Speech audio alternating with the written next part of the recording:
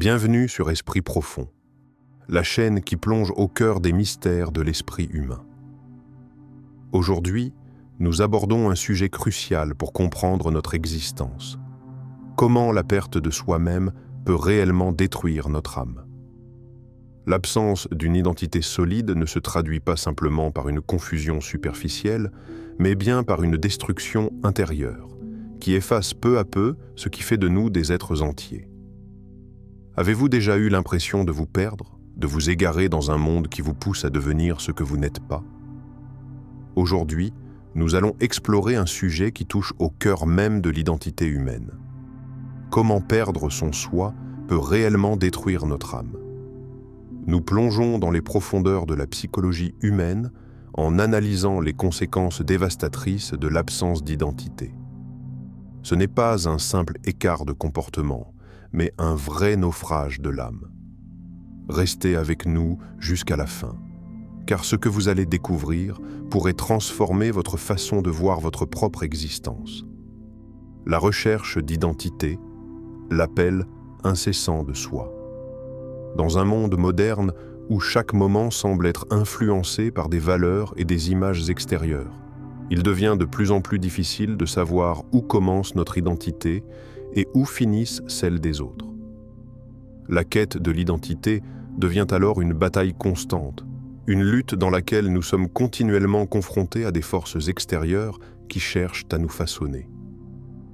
Ces influences, qu'elles proviennent des réseaux sociaux, de la société en général, ou même de notre entourage proche, deviennent des murs invisibles qui nous enferment dans des rôles définis par les autres.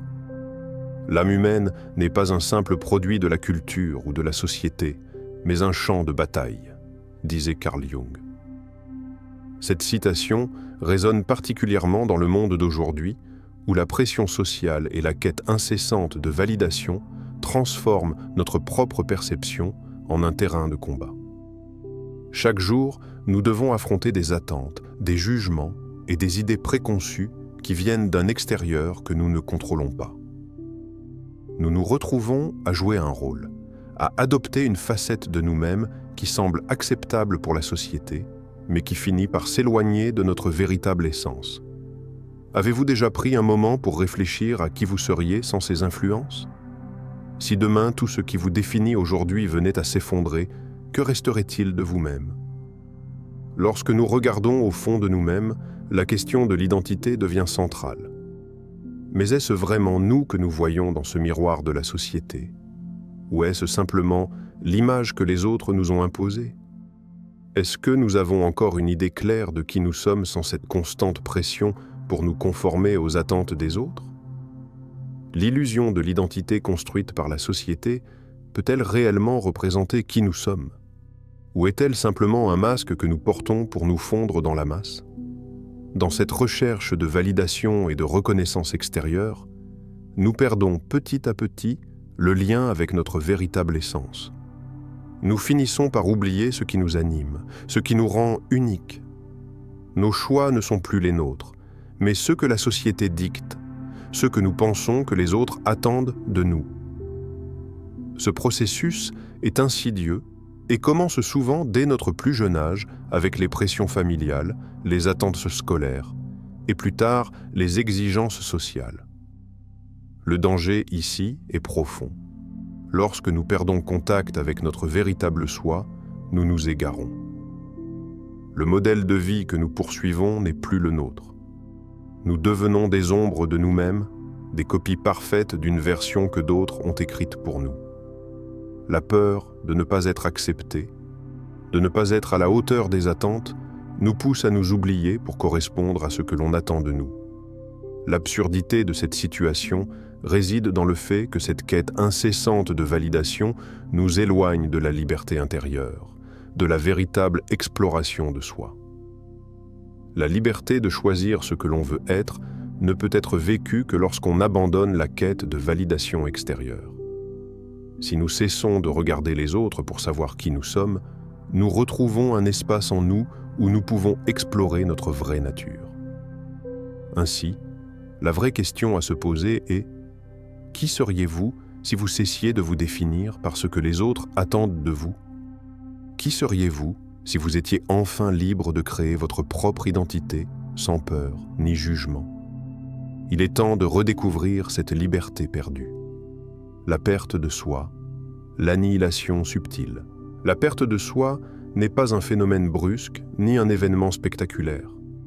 C'est une disparition progressive, un effacement silencieux qui se glisse dans votre vie sans que vous ne puissiez réellement l'identifier sur le moment.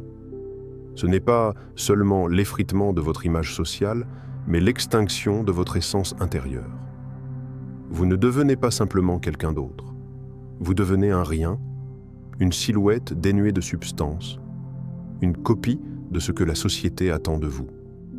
En suivant les attentes des autres, vous vous éclipsez de votre propre existence.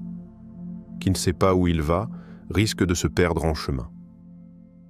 Cette phrase résonne particulièrement ici. Si vous ne savez plus où vous allez, vous n'êtes plus que l'ombre de vous-même, dérivant sans direction. Le pire dans tout cela, c'est que cette dérive se fait sans bruit. Vous vous réveillez chaque matin avec la sensation d'avancer, de faire des progrès.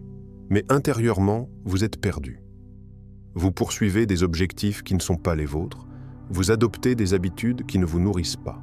Et tout ça se passe dans une indifférence presque totale, tant que vous jouez le rôle qui vous a été assigné. À chaque étape de ce processus, vous vous éloignez un peu plus de votre véritable nature. Ce que vous perdez en chemin, ce n'est pas une simple image extérieure, mais un ancrage profond, celui qui vous permet de rester fidèle à vous-même. Ce n'est pas un vide tangible, mais un abîme invisible, un gouffre qui se creuse en vous à mesure que vous répondez aux attentes extérieures plutôt qu'à vos propres désirs. Est-ce que vous vous sentez parfois comme un acteur jouant un rôle qui ne vous appartient pas en attendant un applaudissement qui ne vient jamais? Ce sentiment de devenir un acteur dans sa propre vie est puissant. Vous pouvez être entouré de personnes, recevoir des compliments, des réussites apparentes, mais au fond de vous, il n'y a qu'un vide. Ce vide, qui semble si intangible, est une véritable souffrance. C'est l'âme qui cherche à se retrouver, mais qui est écrasée sous le poids des rôles que vous êtes contraint de jouer. Chaque sourire que vous offrez, chaque geste que vous faites, semble être une performance. Et pourtant, vous êtes toujours là, attendant que quelqu'un reconnaisse le vrai vous, celui que vous avez enfoui sous des couches de faux semblants. Cette perte de soi commence à se ressentir dans tous les aspects de la vie. L'âme, lorsqu'elle n'est pas nourrie de sa vérité, se fragilise. Il ne s'agit pas simplement d'une sensation de vide ou de confusion passagère, mais d'un effondrement intérieur. Vous devenez vulnérable, non pas parce que le monde est hostile, mais parce que vous êtes déconnecté de votre propre source. Vous cherchez un sens à l'extérieur, mais celui-ci n'existe pas ailleurs que dans votre propre être. Le véritable soi, celui que vous cachez parfois sous des couches de faux semblants, commence à s'éteindre lentement. Vous pouvez sentir ce déclin. Ce n'est pas un vide momentané, mais un processus de décomposition intérieure. L'énergie que vous dépensez à plaire, à répondre aux attentes des autres, est une énergie qui ne vous revient jamais. Chaque décision que vous prenez, chaque pas que vous faites, vous éloigne encore un peu plus de votre propre vérité. Cela devient alors une quête sans fin, une recherche qui n'a pas de destination, une course sans ligne d'arrivée. Vous vous sentez comme une âme errante, insatisfaite, toujours à la recherche de quelque chose sans savoir ce que c'est. L'âme qui n'a pas d'identité véritablement ancrée dans ses propres valeurs et aspirations est condamnée à être fragmentée et insatisfaite. Cette quête incessante devient le moteur de votre existence, mais un moteur sans direction, une volonté sans but. Dans cet état, l'esprit n'est plus qu'un champ de bataille où des forces extérieures dictent chaque mouvement. La destruction intérieure n'est plus seulement une pensée fugace, mais une réalité tangible qui se manifeste par un mal-être constant. Ce n'est pas une lutte ouverte, mais une série de petites capitulations, une compromission de soi à chaque instant. que ressent-on lorsqu'on s'éteint lentement en suivant une voie qui n'est pas la nôtre? Cette question doit résonner profondément en vous, car c'est précisément cela, s'éteindre à petit feu. L'âme cherche à s'exprimer, à se libérer de l'illusion. Mais tant qu'elle est capturée par des attentes extérieures, elle se trouve prisonnière, incapable de s'épanouir véritablement. Le vide intérieur, la douleur de l'existence sans sens. Vivre sans une identité clairement définie, c'est comme errer dans un monde sans repères. Le vide que vous ressentez n'est pas simplement un manque d'objectif ou une simple pause dans le processus de la vie, mais bien un abîme profond qui engloutit lentement toute la couleur et la beauté de votre existence. Ce vide n'est pas celui que l'on ressent lors d'une période de transition, ni celui qui s'atténue avec le temps. C'est un abîme qui vous happe, vous plonge dans une sorte de paralysie existentielle où chaque geste, chaque décision semble dénuée de sens. Le plus grand malheur est de ne pas savoir qui l'on est. Lorsque vous n'avez pas conscience de qui vous êtes véritablement, la vie vous échappe. Vous vous trouvez dans un état de confusion constante, incapable de trouver des repères dans un monde où tout semble se transformer en un flou indicible. L'identité, ou plutôt l'absence de celle-ci, vous prive de toute direction. Vous avancez sans véritable but, suivant des chemins qui ne vous sont pas propres, des trajectoires qui ne résonnent pas en vous. Vous devenez un acteur, certes actif, mais dont le rôle lui échappe. Le vide intérieur qui s'installe est plus que la simple absence de direction. C'est un gouffre dans lequel vous perdez progressivement le sens même de votre existence. Vous êtes submergé par un tourbillon d'incertitudes, de choix qui n'ont pas de fondement. La quête de sens devient alors une errance infinie. Chaque action prise semble se dissoudre dans un sentiment d'inutilité. Ce n'est pas un simple moment de doute, mais une sensation permanente que chaque étape franchie vous éloigne un peu plus de ce que vous êtes réellement. Quand avez-vous cessé de vivre pour vous-même et commencé à vivre pour les autres? Quand votre bonheur est-il devenu l'ombre de ce qu'il pourrait être? Cette question est cruciale. En vivant selon des attentes externes, en cherchant constamment à plaire ou à satisfaire les désirs des autres, vous abandonnez progressivement vos propres aspirations, vos rêves, votre sens de l'authenticité. Vous êtes pris dans une spirale où les désirs et besoins des autres deviennent les vôtres, au point de ne plus savoir ce qui vous anime réellement. Ce n'est plus une vie vécue, mais une existence subie, une suite de réactions à des attentes, de performances pour des spectateurs invisibles. Le bonheur devient une chimère, un spectre. Vous poursuivez quelque chose que vous n'arriverez jamais à saisir, car il n'est pas basé sur ce qui vous fait vraiment vibrer. Lorsque votre existence est façonnée par ce que les autres attendent de vous, vous perdez cette étincelle intérieure, cette flamme qui rend la vie pleine de passion et de sens. Mais cette douleur ne se limite pas à une souffrance spirituelle ou émotionnelle. Elle se manifeste également dans la vie quotidienne, dans la fatigue constante de faire des choses qui ne vous intéresseraient pas vraiment, dans l'angoisse silencieuse qui vous ronge la nuit, dans l'impression que tout ce que vous accomplissez n'a aucune signification réelle. Ce vide ne s'exprime pas toujours par des gestes spectaculaires ou visibles, mais par une insatisfaction constante, une sensation d'errance dans un monde où chaque jour semble être une répétition du précédent. Il y a un désespoir silencieux qui accompagne ce manque de sens, une fatigue émotionnelle et mentale. Les plus petites tâches deviennent des montagnes, et même les plus grandes réalisations ne parviennent pas à combler ce vide. Vous êtes là, à vivre une vie qui vous appartient à peine, à attendre un changement, un événement, quelque chose qui puisse enfin vous réveiller de cette torpeur. Mais plus vous attendez, plus ce vide devient large. Vous vous rendez compte que la quête de sens ne peut être satisfaite à l'extérieur, qu'elle doit venir de l'intérieur. Mais comment retrouver cette source? Comment rétablir le lien avec soi-même lorsque ce lien est complètement rompu? L'errance semble infinie, Mais la seule manière de sortir de ce cycle est de revenir à soi-même, de redécouvrir ce qui nous anime et de choisir une voie qui soit réellement la nôtre, indépendamment de tout ce qui nous est imposé. Chaque décision que vous prenez dans l'ombre de cette perte de sens vous rapproche davantage du déclin de votre véritable identité. Et ce processus est silencieux mais dévastateur. Le vrai défi n'est pas dans le monde extérieur, mais dans votre capacité à revenir à vous-même et à écouter ce que vous désirez réellement, loin des influences et des pressions. Car, comme le disait Nietzsche, ce qui ne me tue pas me rend plus fort. La nécessité de se retrouver, le pouvoir du retour à soi, vous avez retrouvé ce qui vous définit réellement. Et cette retrouvaille transforme votre manière d'interagir avec tout ce qui vous entoure.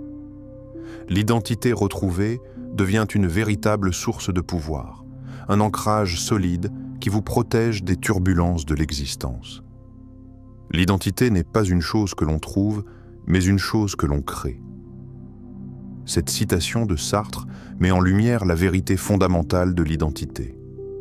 Ce n'est pas quelque chose que l'on hérite ou que l'on découvre par hasard, mais quelque chose que l'on construit, jour après jour, à travers nos choix, nos actions et notre volonté. Reprendre le contrôle sur votre identité, c'est un acte puissant de création. Vous ne vous contentez pas d'attendre que la vie vous façonne. Vous devenez l'architecte de votre existence. Vous commencez à poser les fondations d'une vie qui vous ressemble, une vie construite sur vos principes et convictions plutôt que sur les attentes des autres. Ce retour à soi, loin d'être un acte de simple retour, est une véritable libération. Quand vous cessez de vivre pour plaire, pour répondre aux attentes ou pour satisfaire des normes extérieures, vous faites un pas immense vers votre propre liberté. Vous n'êtes plus un jouet des circonstances ou des influences extérieures. Vous commencez à vivre selon vos propres termes, en harmonie avec ce que vous êtes profondément. Si vous deviez décrire votre soi authentique, qui seriez-vous vraiment ? Quel pouvoir cette personne aurait-elle dans sa vie ? Cette question est essentielle, car elle vous invite à imaginer une version de vous-même débarrassée des influences extérieures, une version pure, sans compromis ni concession.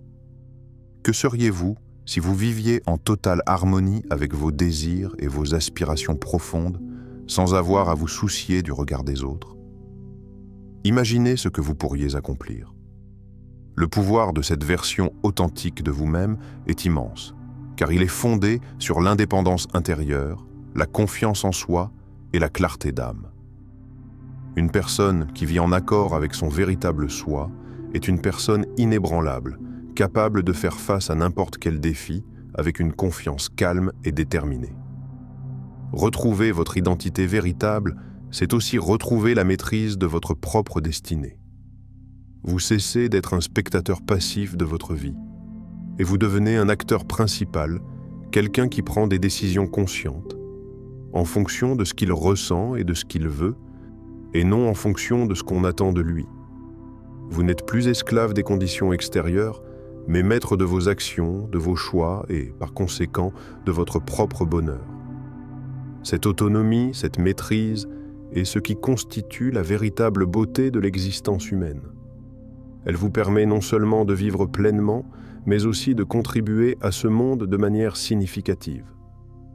Le pouvoir personnel qui découle de la redécouverte de soi ne réside pas dans la force brute ou l'accumulation de biens matériels, mais dans la capacité à choisir, à créer et à transformer sa propre vie. C'est un pouvoir intérieur, une force tranquille mais déterminée qui vous permet de naviguer dans les tempêtes de la vie avec une sérénité implacable.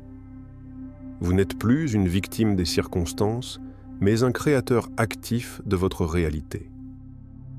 Il y a une beauté profonde à vivre selon ses propres valeurs et à créer une vie qui soit en parfaite adéquation avec son identité authentique. Vous ne vous contentez plus de suivre un chemin tracé par d'autres, mais vous tracez votre propre voie avec la confiance que chaque pas que vous faites est le vôtre, un pas qui vous rapproche de la version la plus vraie de vous-même. Cette redécouverte de soi est un cadeau que vous vous faites à vous-même. Elle vous permet de vous libérer de tout ce qui vous entrave, de vous affranchir des peurs et des doutes qui vous limitaient, et de devenir enfin la personne que vous avez toujours été destinée à être. C'est un pouvoir que personne ne peut vous enlever, car il est ancré dans votre essence la plus pure. C'est là, dans cette vérité retrouvée, que réside la véritable liberté et la véritable beauté de l'existence humaine. La perte de soi peut être dévastatrice, mais elle n'est pas une fin. Elle peut être un point de départ vers la découverte d'un soi plus fort, plus authentique. Il suffit de choisir de ne plus se perdre dans les attentes des autres et de commencer à créer une identité qui vous soit propre. Si cette vidéo vous a inspiré, n'oubliez pas de vous abonner à la chaîne pour plus de réflexions sur la psychologie humaine, l'identité et la croissance personnelle. Commentez ci-dessous, qu'est-ce qui vous empêche de vivre pleinement votre vrai soi? Et partagez cette vidéo avec quelqu'un qui pourrait en avoir besoin.